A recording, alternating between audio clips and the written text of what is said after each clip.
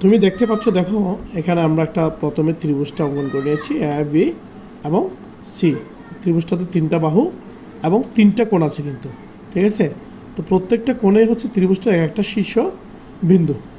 তাহলে আমরা যদি এই ত্রিভুজটার মধ্যমা নির্ণয় করতে যাই, তাহলে আমি মনে করি এ বিন্দু থেকে শীর্ষবিন্দুকে অবলম্বন করে এই ত্রিভুজটার মধ্যমা নির্ণয় করব।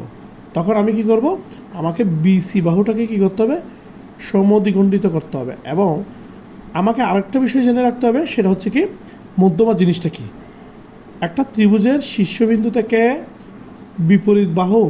বিপরীত বাহুর সংযোজক মধ্যরেখা, সংযোগ করবে, কিন্তু এটা মধ্যরেখা হবে। হ্যাঁ, বিপরীত বাহু হচ্ছে এখানে আমি হিসাব করলে এ বিন্দু যদি শীর্ষবিন্দু হিসাব করি, আর এখানে বিপরীত বাহু হচ্ছে বিচি। তাহলে বিচির কে আমরা মাঝখান দিয়ে বিভক্ত করেছি না, এটা কিভাবে করেছি? তাহলে আমরা প্রথমে এটাকে সমদ্বিখণ্ডিত করার জন্য বি থেকে সি পর্যন্ত অর্ধেকের বেশি ব্যাসার্ধ নিয়ে আমরা প্রথমে একটা বৃত্তচাপ আঁকবো বি বিন্দুর উভয় পাশে, এবং সি বিন্দুকে কেন্দ্র করে একইভাবে আরও দুইটা বৃত্তচাপ আঁকবো। যে দুইটা বৃত্তচাপ আমরা সচরাচর দেখতে পাচ্ছি, দেখো এই দুইটা বিন্দুর মধ্য দিয়ে যখন আমরা এই লম্ব রেখাটা টানবো, তখন এটা এ বিন্দুর শীর্ষবিন্দুতে গিয়ে অবস্থান করবে। এই শীর্ষবিন্দু থেকে বিপরীত দিকে বিসি বাহুতে কী করেছে, এটা সংযোগ করেছে এবং সেটা মাঝখানে অবস্থান করছে বলে এই রেখাটাই হচ্ছে কি এই এবিসি ত্রিভুজের কি মধ্যমা।